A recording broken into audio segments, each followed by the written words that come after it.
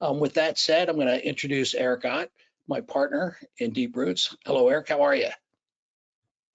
I'm good, Rob. Thanks so much. Appreciate it. And yes, looking forward to a really cool show today. Today we have Christine Smith, co-founder and CEO of Grön Edibles. Christine, come on in. Hi there. There she is. Awesome. Great to have you on, Christine. Looking forward to digging into how Grön has kind of expanded into a number of states. Christine, if you wouldn't mind, I think a lot of people are familiar with Grön, but always good to kind of catch the latest, greatest. Give us a short and sweet overview of where you are today, where you're headed, and what's next for Grön. So. Sure. Yeah. Thanks so much for having me today. I'm excited to be here. So, sure. Grön is we're an edible company. We started in Oregon back in 2015, and we have expanded deliberately and consistently across the United States and into Canada. So we are solely, for those of the folks here that aren't aware, we are just an edible company. I say just. We're not extractors, we're not doing oil or vapes or growers. We are just fantastic candy makers with a line of gummies and chocolates and pips, which are like amazing M&Ms. We are operating in Oregon, Arizona, Nevada, Missouri, New Jersey, and we're excited to have New York and Maryland coming on very shortly, as well as Ohio. Awesome. And Canada. Sorry, and Canada. And Canada. Yeah, interesting. We'll talk a little bit about Canada. There are interesting developments there for you. So I'm Danish, and when I first came across your company, I think probably 5 or 6 years ago, I said, "Oh, Gron," right? Which means green in Danish. I guess it means green in Swedish too. That makes sense. And my first thought was like, "That's really cool. There's a Danish edible company." And my second thought was like, "Okay." From a CPG perspective, are you going to try to get people to speak Danish in the United States? And so tell us a little bit about that, where the name came from, and kind of Grön, how you've kind of made it anglicized, if you will. Sure, and it's such a happy accident as things go. I mean, I'll be honest, when I started this company, I didn't really intend to start this company. It was a hobby. I was practicing as an architect. It was a creative outlet for me on the side.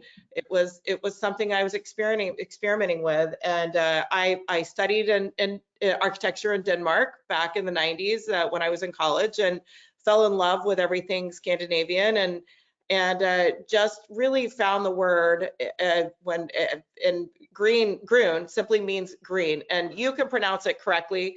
I cannot, because I'm not Danish, but it is the bane of my existence trying to explain people. It's so natural for here in the United States for people to just say Gron or Grön, and one day I do say we're going to launch a real say the name campaign, and we're going to convince everybody to at least say it correct. But there is, I started in chocolate, and a lot of chocolate companies have words and names that are impossible to pronounce, and you look at it, and that's really fine. And in a lot of ways, it's indicative of a candy company that is elite or that is a higher end. And so I wasn't turned off by that. And I think in some ways it's really helped us perform and accelerate.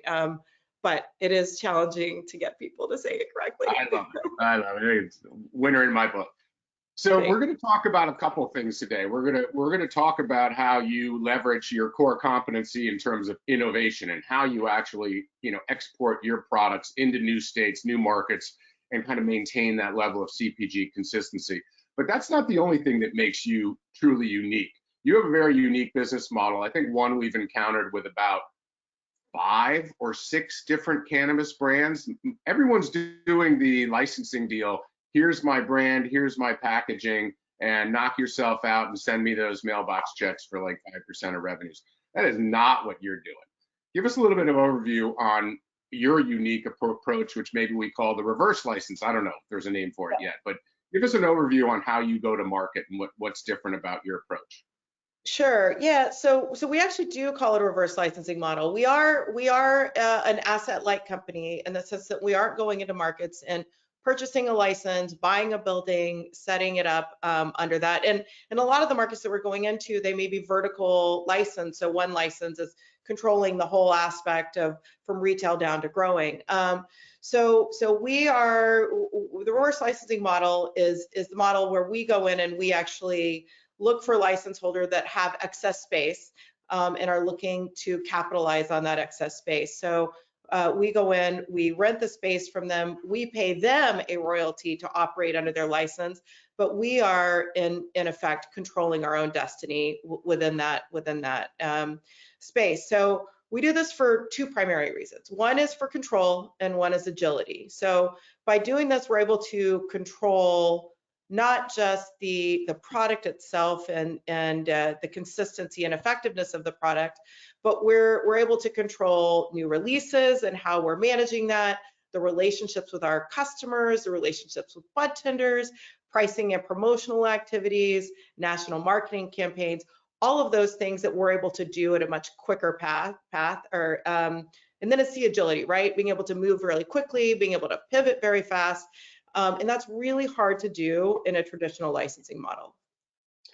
Is that something, not to get granular right out of the gate, but is that something that is driven by each market's supply chain? And you're like, oh shoot, like there's no, whatever, distillate or THC or CBG or CBN, we'll talk about all your minors in a bit. But is that part of it, that agility to be able to kind of react to the supply chain in a market that could be wonky? Supply chain is different in every market, but we haven't had an issue with that in any market that we've gone into, primarily with a big aspect of our due diligence when we're going into a market is establishing the supply chain and staying ahead of that. And I base that on our significant investment in relationships. This is a relationship business.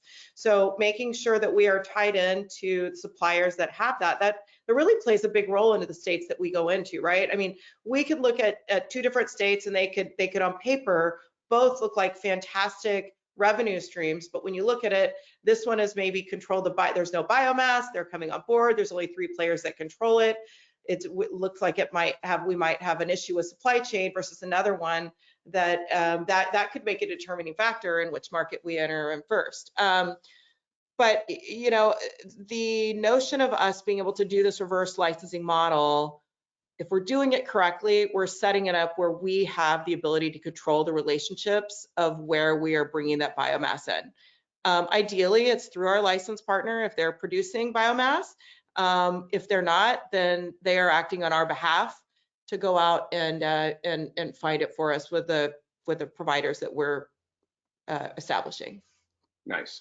So we will talk more about this innovation, but how clear a path to success in a new market is driven by the consumer loves your product in Oregon. Of course they're going to like it in Missouri. Of course they're going to like it in Oklahoma, New Jersey. Is there a correlation, or is each market different in terms of what form factor? And because you've got some innovative products, you don't have gummies, you have pips, you have pearls, you have these other products that aren't even called. So you're not riding the gummy wave, right? Really. So I don't know. It's a fascinating thing. Is that something that you think about in terms of like, okay, we're a great gummy company in Oregon, and everyone, the world's going to love our products no matter what state?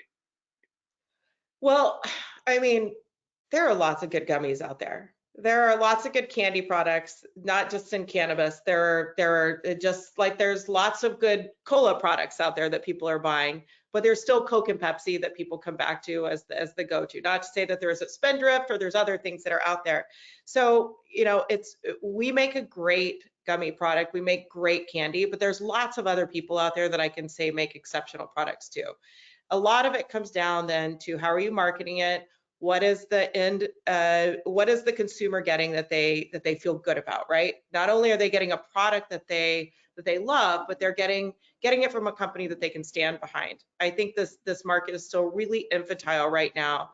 There's still not a national basis of people buying on brand. It's still really localized. And so leaning into that localized notion of what we're seeing in all these markets is critically important. So yes, we are testing, we are innovating here in Oregon, and we're finding that the West Coast market is full of really sophisticated users that are, if it's successful on the West Coast, we find that those products tend to be successful in any market because the consumers are driving that. But how we execute them and bring them to market is different on an East Coast market than it is on the West Coast market because it's locally different than it is on the West Coast. Does that make sense? Sorry. It sure does. We'll jump into a few more details there, but let's go back to your model real quick. Yeah. One thing that strikes me in thinking through how you go to market is the capital required to succeed in a market, right? So it seems much more capital intensive. Okay, you're not buying the building, you're not retrofitting it, doing improvements, or you're not buying extraction, but you're still making a big investment in every market you go into. Tell us a little bit about how that cash flow and management of profitability, and are there things that just it forces you to be much more careful and selective in where you spend money, or has the model gotten to a point where you actually see pretty consistent state over state modeling of from inception to, let's say, 6-12 months in? Yeah, it's grown more consistent over time. There is capital investment. Well, let me step back. So this company has not, my company has not taken outside investment. So we have, from the onset, I don't know anything other than you must remain cash flow positive because that's the only way to survive, right? So if you're not taking out loans, then you can't rely on those loans, so you don't know anything else. And so that's the nature of where we are and how we've gotten here. So I don't know anything different.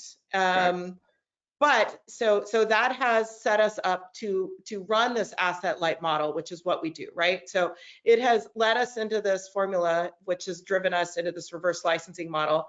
We are asset light. We are not buying the real estate. However, it is less capital intensive than a true purchase of owning the license. It's more capital intensive than a traditional licensing model where you're just giving someone the IP.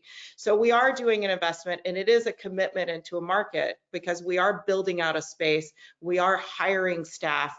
All of these people belong to us. We're buying vehicles. We're doing all of these things in a market. We find that we are cash flow positive in a market within 6 months, sometimes shorter than that. Depends on how quickly and the up ramp and if we're phasing in and lots of different things. But I like to look at it as we are the Starbucks and the Target. So if you look at something, we're going into a larger ecosystem as a smaller, fast-moving fish that is light, able to set up shop very quickly and serve an audience. We are incredibly deliberate and thoughtful and responsible about every action we do. So the genesis of the company was in a very competitive legacy market, Oregon, right? And I noticed that you're not in California, you're not in Colorado. You've tended to migrate more towards, I don't know if they're not necessarily limited license markets, but they're more nascent in terms of, is that, how do you decide where to go? Yeah, I mean, if I went back to 2017 and I had to turn left or right, and it was turn left and go to California or turn right and open a CBD arm, and I took the CBD route. In hindsight, that probably was not a great move, but at the time it seemed like it was, right? And that kind of predetermined the path that we were going on. So we missed the window to go to California. The window is closed. We're not going there anytime soon. It's a bloodbath there. Other people can fight over it. I'd much rather take our money, take our knowledge and our bandwidth and go into other markets where we can be really effective and own. We're in this to win it. So I want to be on the podium in every market that we're in. And these newer markets that are coming on board, we have the ability, I mean, we're finding it. We're finding great success in every market we go into. But we were slower to get out of Oregon than most of our leading competitors that you see. Akiva, Wild, Wana, they've expanded much faster than we did, getting their market space. But we're catching up and really serving a dominant play in every market that we're in now, and finding great success with our playbook. Awesome. So what is how do you manage it, right? What does the team look like, a high level? What does this manage? I mean, is it hub and spoke? Do you hire feet on the street in these new? I mean, you must. Yeah. What is the kind of the model from a corporate, services to those states versus dump it all in one state and get after it? Yeah, so we are not state specific. So we don't have a general manager that is running all aspects of a business in a state. So we are hub based. Back our leadership team is actually, well, we are nationally led, but meaning that our leadership team is all over the country. But for example, our COO runs all the operations, facilities, packaging, and supply chain for the entire country. So he's managing all of those teams across all the states. Our CRO is managing all the sales and strategy in all the states, and they all report back to our senior leadership, our C-suite team that is then making the decisions. So it's not state specific with one person or one leadership team within the state that's managing it. Gotcha.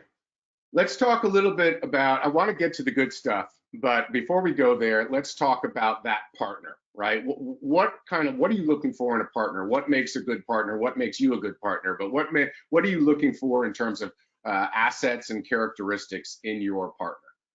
Are you asking for my wish list? Absolutely. I'm just kidding. People are taking notes right now. This is when everyone's taking notes. That's me. Yeah, so we're looking for a good partner in these markets, and we're always out there hunting, right? We're looking for quality real estate, and that's what we're looking for is space. We need 5 to 10,000 square feet in these markets. So we are not a, I find a lot of these places have small kitchens, 400, 800 square feet. We're a big operation. We're moving a lot of product. So we're looking for a significant amount of space, and that's hard to find. We're looking for that space in a location that has somewhat close proximity to a viable workforce and to centralized distribution, ideally. So that's also important. And remarkably, this is so important, but it gets lost. We're looking for a partner that isn't insolvent. And what we find is that there are a lot of these companies, and it's no fault of their own, but the market has been really challenging for a lot of these players and these license holders and a lot, particularly in medical market states where they came in big and invested heavy, and then they're waiting for adult use to come along, and they're just barely surviving. And so it's, with a reverse licensing model, our inventory still belongs to that license. So it's incredibly important that we make a partnership with someone that is going to be able to maintain their license and doesn't get our inventory tied up in some kind of situation. But that, and then lastly, we need them to be liked by the regulators and to be good players, and to be honest and trustworthy. And we are great partners, and we are just we're looking for the same, for good people. So it strikes me as that on the one hand, your model of kind of the license rent or the reverse license model actually reduces a lot of the risk in doing business in a new market, because you control, as you've said, you control your own destiny. The one thing that you just brought up that you can't control is the solvency of your partner. Is that an awkward conversation when early on you're like, well, this looks great, but can I see your balance sheet? Like, are you okay? And whatnot. I mean, is that, how do you get through some of those discussions early on? Just say, hey, this is business, we got to know. The same way I'm having a conversation with you right now. I mean, it's a marriage, right? You're getting into a conversation. It's really important. And this is a big part of my leadership and how we run this business is relationships, right? It's trust, it's relationships. Listen, they want to see our financials too. They want to know that as a license holder, they have to trust that we are going to be honest and good players, and they're trusting their license that we're not going to get them in some situation. So it's a two-way street where both people have to be responsible, good partners. And it's not that hard to do, but I find in this industry that there are it's easy for people to take shortcuts. So we kick a lot of tires to find good partners. I bet.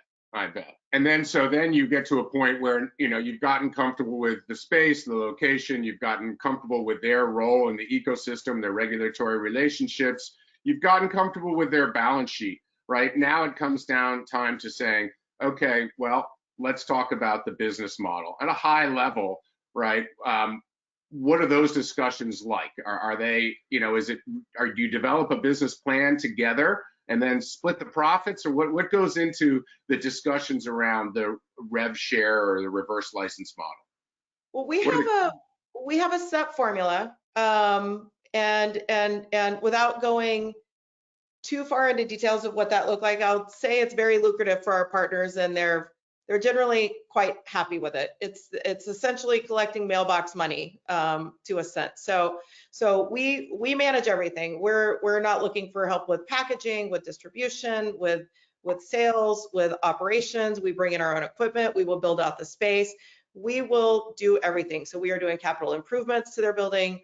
We're doing everything. So we'll pay a base rate, and then we'll pay a percentage of revenue to the license holder. So for the privilege of operating under their license. Have you, over the course of the years, determined that there are, like, you know, 2 or 3 key, what we call critical success factors in a relationship? Is there something, one thing above all that you've learned over the years? Is it maybe it's communication, or maybe it's transparency, or what have you? It's based on your management style. It seems like, you know, you're an open book, right? Once you're face to face with a prospect, what goes into making a relationship work? And maybe, you know, what are the things that you've seen where it's been a little compromised for lack of whatever this key success factor is? Yeah, I mean, communication, organization, and transparency. So it's, you know, no deal, no structure, no anything is exactly the way you planned it, right? You can set it up, you can make contracts that are 5,000 pages long. If you start having to go back into the contract to figure things out once you're in the deal, things start to fall apart. So it's really, in my mind, it's about doing what's right, making decisions, and being open as things come along, right?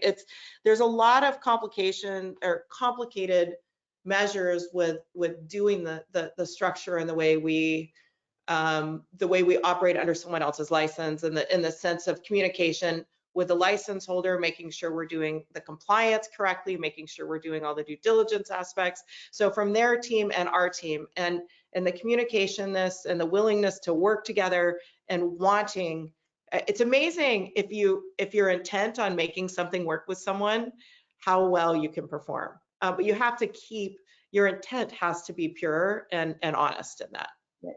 Authentic, good. So let's get into the good stuff. All right, one thing that you hang your hat on is innovation. Yeah. Yet you're moving into new markets left, right, and center, and you've got different supply chains, different market dynamics. Let's go back to this concept of consistency. You feel that if you're making a pearl or a pip in Oregon, it really needs to be the same in Missouri or New Jersey coming up.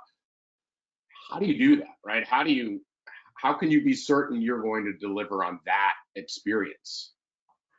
I feel like we've been doing this forever. I've been, and I don't mean that in a bad way, but I mean, we've been doing this forever. So in our CPG business, I mean, consistency is absolutely crucial. And our model supports that, the way we're doing this. So, we've been in this industry a really long time, learning, struggling, falling down, failing, doing this back when the early mistakes in a forgiving marketplace. So we were able to really cut our teeth. It's not as forgiving anymore.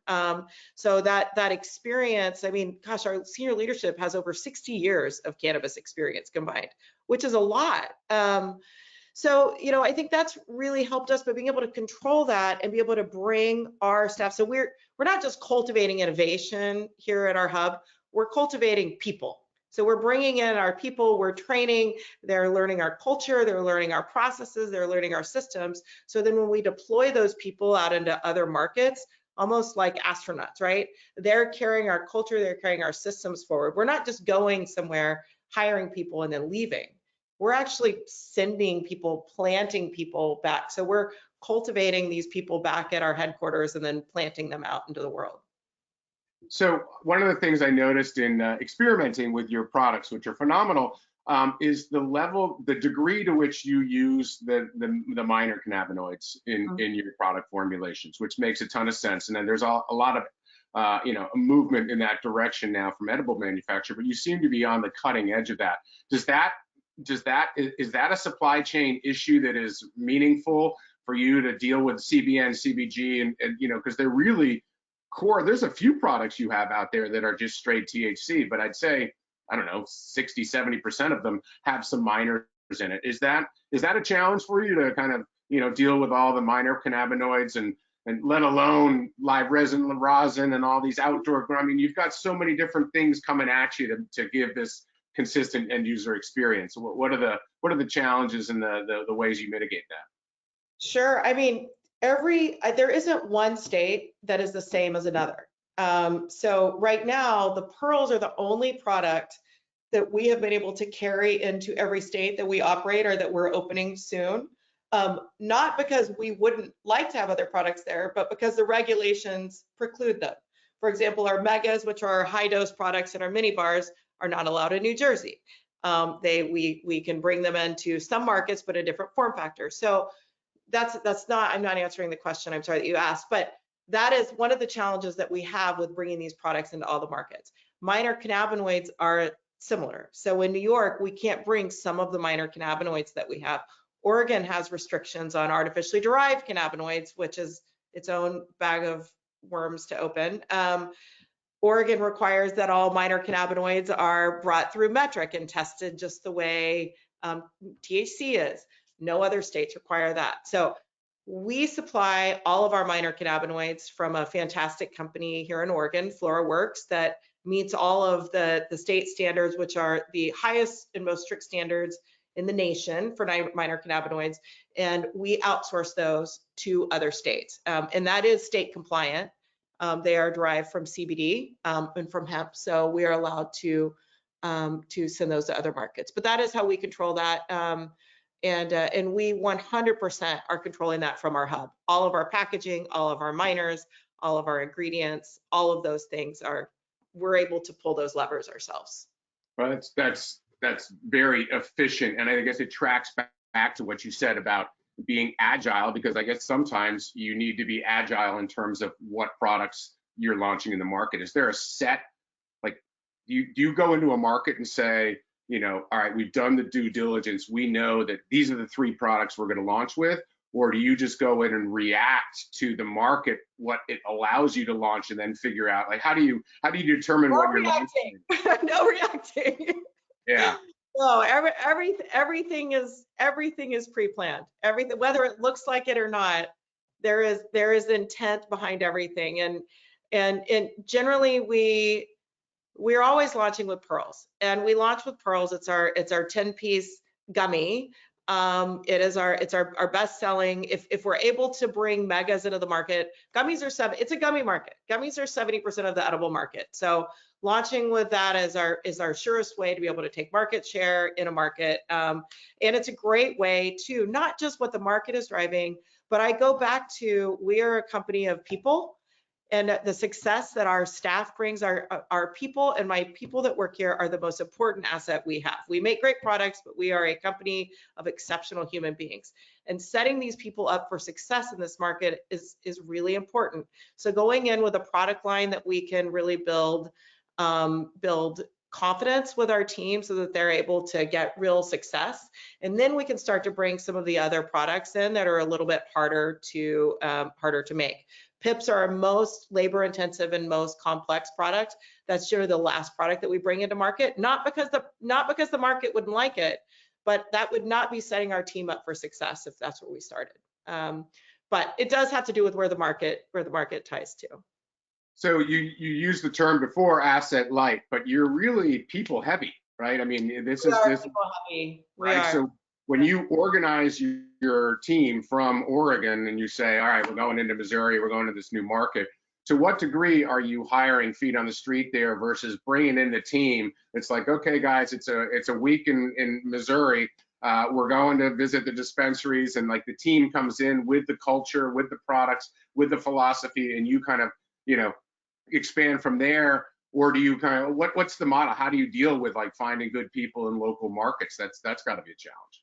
You know, it is a challenge, but it's not a challenge because I think people are drawn to us and we're drawn to them. And when we look at what our expansion team is and how we're doing that, it's small. It's me. It's our leadership team going in there. And people want to be part of something they can believe in, and they want to be part of something where they see that people generally care. So we do try to cultivate from within, and when we see superstars, there's opportunity for everyone. I say that in this company, and whether there's opportunity, whether you're an employee in Arizona and you've been there for 2 years and there may not be room for growth in Arizona, there's most certainly room for growth in New York or Maryland, and we are open for any of our people that want to move and want to continue to grow within the company to move to a different location and continue to grow. And so there's no set formula of I need 4 people to go to Maryland and I need 3 people to go there. It's when we're looking at this, we are always trying to hire from within. We're opening this new market. Is anybody interested in going there from different markets? So we have folks from Arizona that are now working our sales department in New Jersey. We had folks from Oregon that are now in Arizona. We have folks from Missouri that are, so every people are shifting around, and it's I think it's really special, and it's you know, it's allowed for us to carry the culture forward, but also to slowly localize our workforce. So for example, in Missouri, I think we have just shy of 50 employees in Missouri right now. I want to say maybe 3 or 4 of them were imported and the rest are all local. And it's taken time to find those individuals. But you know, we go in ahead of time and we start making relationships when every market, and yeah. And it's, you know, it's just a process. It's funny because when there are other companies that will obsess on product market fit, right? Yeah. And I think from what I'm hearing, part of that reason is because they make a very, you know, standard traditional product, and they look at a market and say, I absolutely need to be able to identify the price point for this my gummy line of you know, whatever, live rosin gummies, and I need to evaluate, I need to make sure I can hit that, you know, price point and have product market fit with my, you know, with the way I go to market. Not to, I guess it's a question in terms of where does product market fit sit on your continuum of mission critical objectives versus, hey, I'm bringing my whole culture, like we're coming.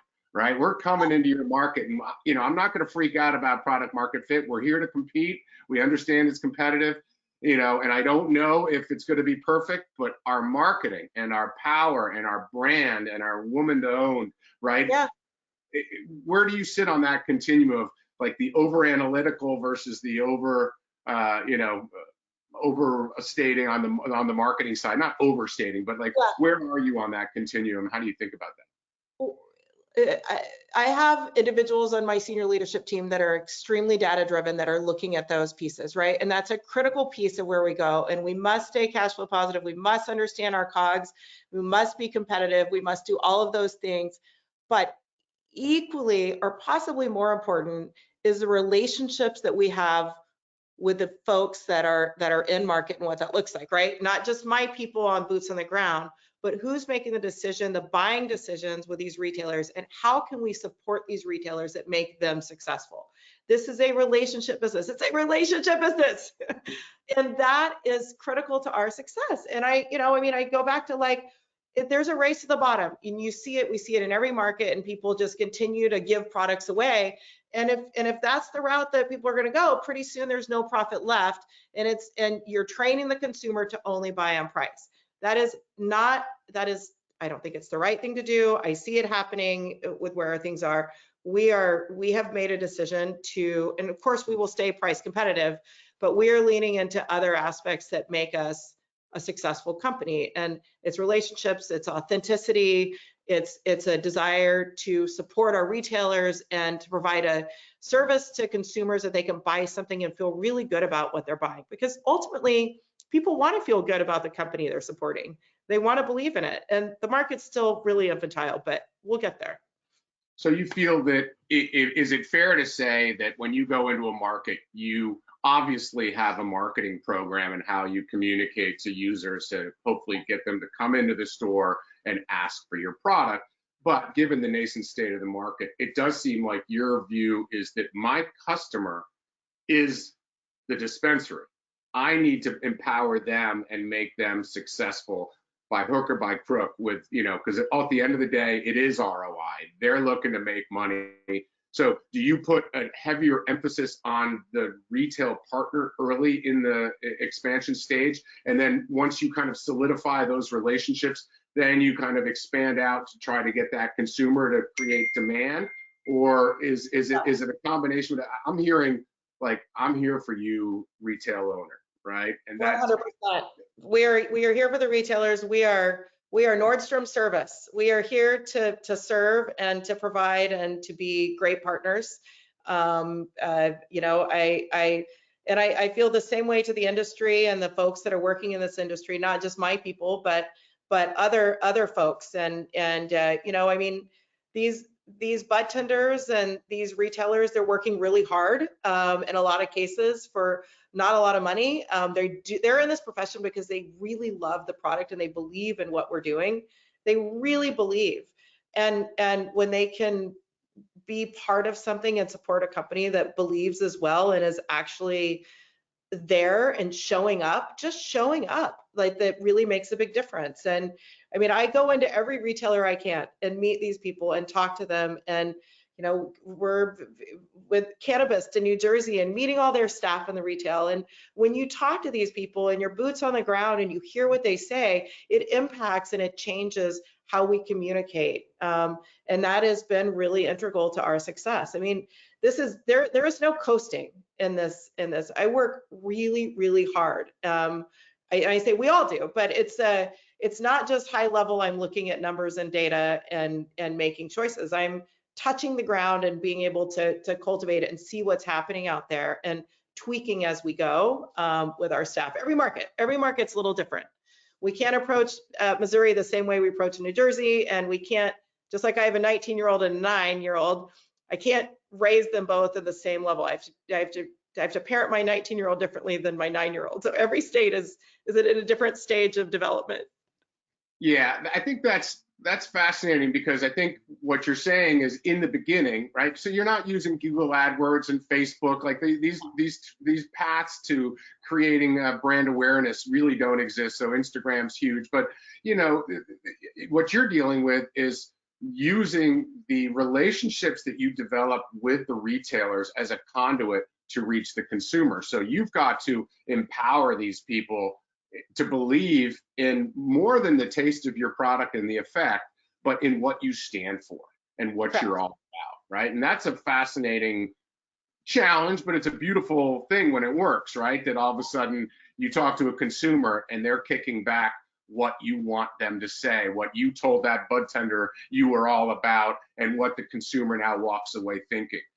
So if you were to say, from a consumer perspective, what do you want them to think about Grön? What's that overarching mantra of Grön? What is Grön? I don't need them to think this is a woman-owned company or I believe in this company as much as I want them to think I had a great experience with this product and it helped me, right? It helped me.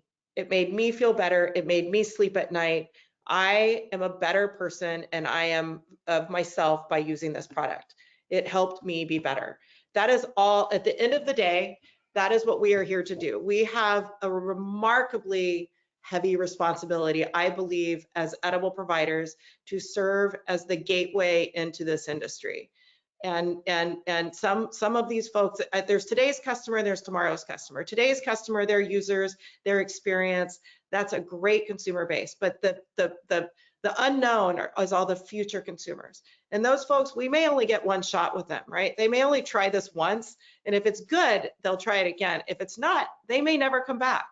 So I look at everything we do, and I tell our people every day, we get one shot, every single thing, from the person that is packaging it, to making it, to the delivery driver's experience in the store, to our budtender, everything is that one opportunity where we might get to change someone's perspective in their life with this product. And when you just take that one by one, I mean, we're selling millions of these things a month.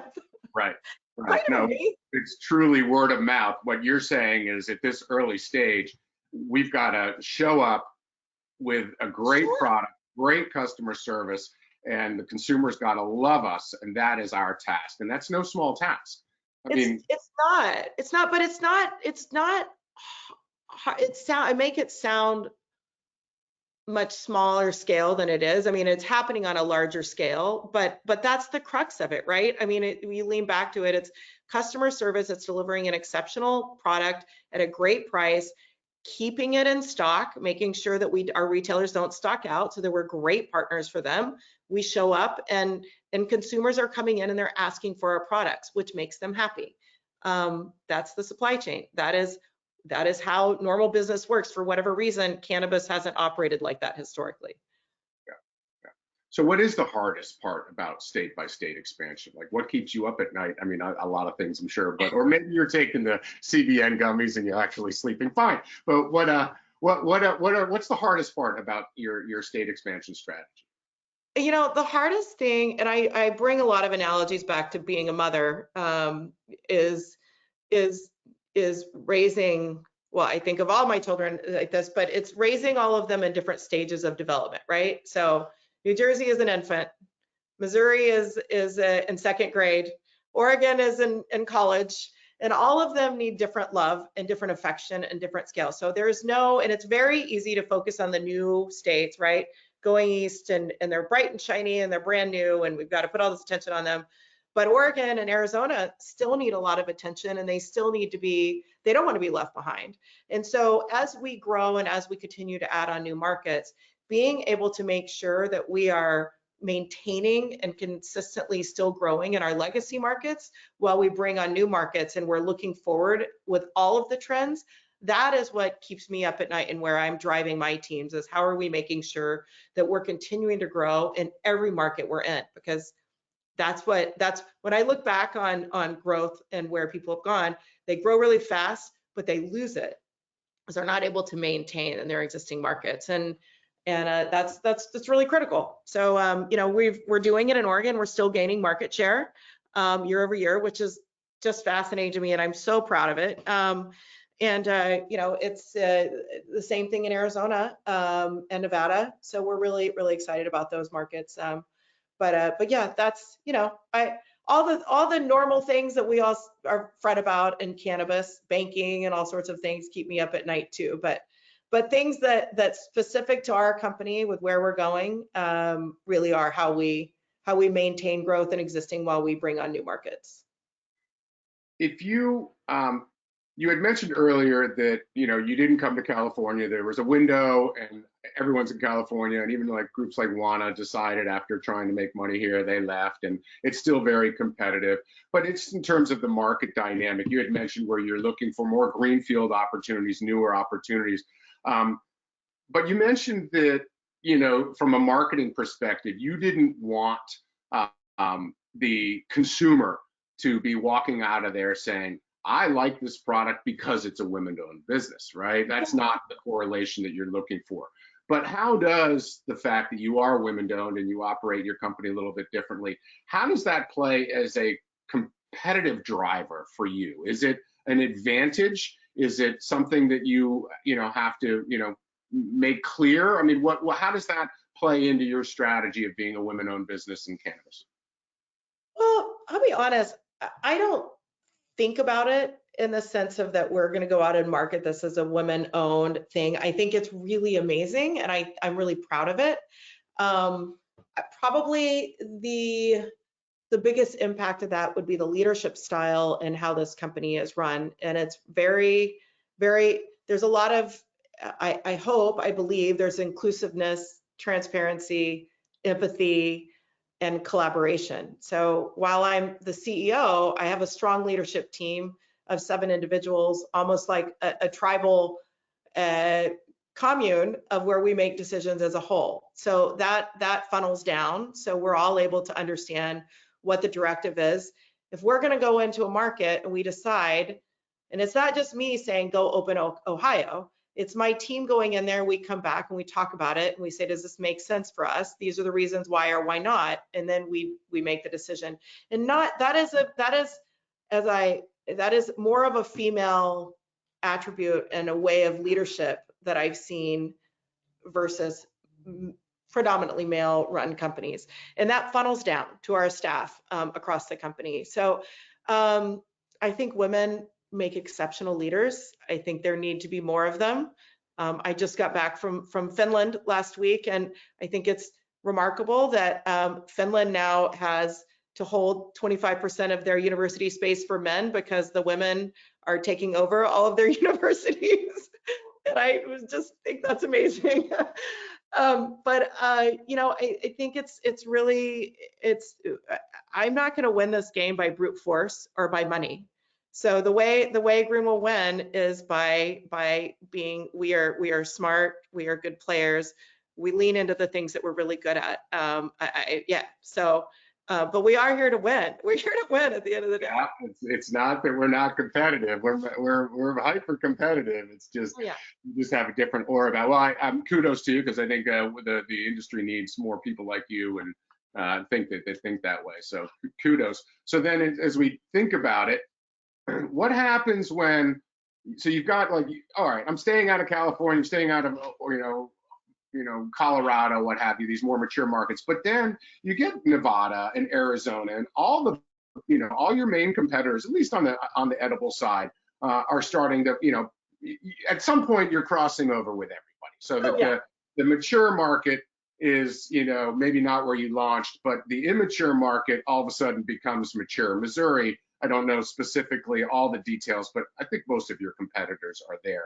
Now, how does that, once it moves from being a nascent, greenfield opportunity to a competitive, cutthroat battle for market share, like how do things change? Is it like real time things are changing? Like, oh my God, this is happening as we speak, and or is it kind of more of a slower match, evolution, so to speak? Well, every market's different. I mean, I don't think there's a state that we could enter in right now that big players aren't there. That the days of kind of just small local podunky states doesn't really exist anymore. And again, this is a very female way to look at things, right? Of course, we're here to win, but winning to me isn't destroying my competitors. I adore Christy and Scott over at Kiva. I think Wild and Aaron and his team are doing an exceptional job. Nancy, I think, is fantastic, and I'm really, really proud of what she's built. She set a standard for what the edible industry is. I like to think that there's collaboration and there's opportunity amongst these brands, because the true win is what's ahead out there and the ability to open the marketplace and bring. We haven't even tapped all the consumers that are out there. So it's not just about infighting with who we are to take that over, but of course we want to be number one in every market. Yeah. But there is a lot of space. I mean, there's also, I think there are the MSOs that are in the market that are actually controlling and able to meter who is coming into the market and the brands that are coming in. So there are things that brands can do, independent brands, and there's things that brands cannot do. And that's really, that's a pivot point that we all have to look at. I'm going to come back to that in a second, but I think what you're saying when you explained it that way, and I thought about your competitors and how well you know them, my first thought was kind of like this Got Milk campaign, right? Where like what you're really doing is you're not competing with Kiva and Wild, you're competing with someone who's buying flour and vapes and That's other. right. You want them to get over to the form factor to float all boats. For sure. Yeah. Yeah. We want more edible customers, and we do that holistically. I am so proud that Grön and Wild and Smokies all came out of Oregon. I mean, these are 3 dominant edible national giants in this market that all came out of our state, out of the, our same little backyard. And that is, I'm really proud of that. And I would, I'm really proud of what they've built, and same with, California and Colorado. So it's like, you see there, the legacy brands are there. And we're all doing great things. It's really exciting. Well, and it bodes well for the new users. The new users aren't, the heavy consumers of THC. It's all the low dose coming in, curious, curious. And I think there's a huge opportunity for all the medical edible companies to kind of take that medical angle, right? The scientific angle to your body, your wellness. So that sounds great. So you did mention, so let's talk a little bit about the MSOs, just because they are partners, they are competitors, they are different. They're well capitalized. Tell me a little bit about your experience with the MSOs and how that's unique in terms of versus partnering with somebody that you're going to rent the license from. Sure. So we do have a partnership with an MSO in New Jersey. It's the same structure that we're doing in other markets. So we, it's our still same reverse licensing model. Big fans of the MSOs. We are, we have invested heavily in supporting them. They are, you're right, they are well capitalized, but they're all battle scarred. Every one of them has battle scars from what they've dealt with and had to push through. So I think it's our ability to come in as let me back this up. MSOs have done a really good job, and I think they have struggled over time with creating brands themselves that are able to activate, right? And it's that authentic side of what a brand can do. So they need brands to be able to come in and activate and to be able to bring an element that they can't, being the large battleship that they are. And so we really leaned heavily into those relationships. Again, I go back to the R word, the relationship word. But big fans, and we're big friends with all of them, and we would bend over backwards to support them any way we can. It helps that there's been a little humility there as well, doesn't it? Right? And we're all in this together. It's one big happy family of getting kicked around. Yeah, I mean, we are. I mean, we're all abused children in the same orphanage. I mean, I got one question for you, but there is a good question here from the audience. It's kind of off the beaten path, but I think it's a good question. So how do you scale IT and security being a national company with multiple state locations? So it's a technical person, obviously, but I thought it was interesting. So let's run with that one. How do you scale IT and security being a national company with multi-state locations? That is a great question, and it's something that we're actually focused on right now as we're bolstering things up. It is challenging with every state, because some facilities that we're in already have different cameras and different IT solutions. So we're working under what that license has in place. So we are not able right now to have one centralized camera security system across every market that we're in. So we have one for most of them, but not all of them. But we're constantly looking at how we can bolster that, how we can be more effective with that, how we can be more secure. It's not a great answer, other than that's a great question. Yeah, well, and it's a whole nother ball of wax when it comes to winning in tech and versus making mistakes and spending a lot of money and not winning in tech. I'm sure there's people out there that are very, very focused on helping that. So, okay, so we got a couple minutes left.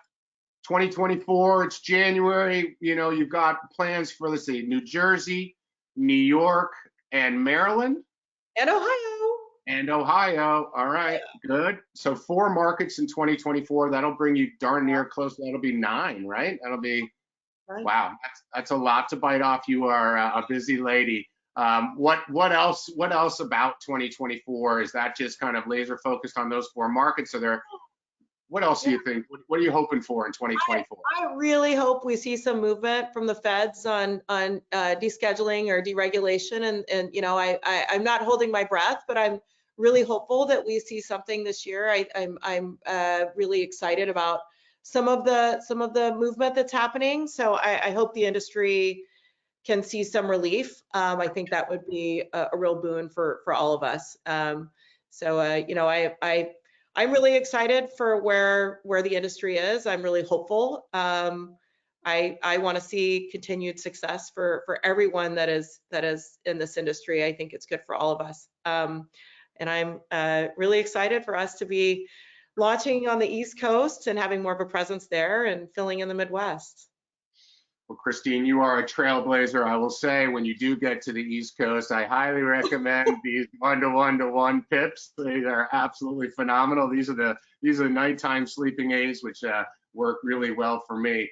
But appreciate you coming on today, Christine. Amazing story. And obviously, just, you know, I mean, you've been in it since 2014, so it's 10 years. So we can't say it's just the beginning, but doesn't it feel like we're in this perennial first inning of, like, you know, this it's industry? Forever. It feels like it's been forever, but, you know, I wouldn't change this for, I'd say, you know, I realize it's hard when you're in the middle of something to realize that this is something really special. But I will say, you know, outside of my children, this is the most impactful thing I will ever do in my lifetime.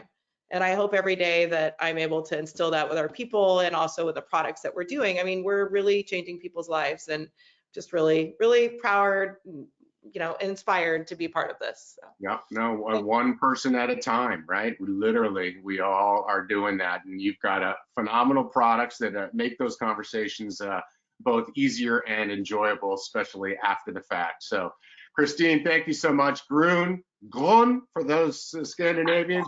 Grön edibles. Eat Grön is the website. And Christine, great to have you on the show today. Thank you so much for taking time. I think people learned a lot, because I know I did.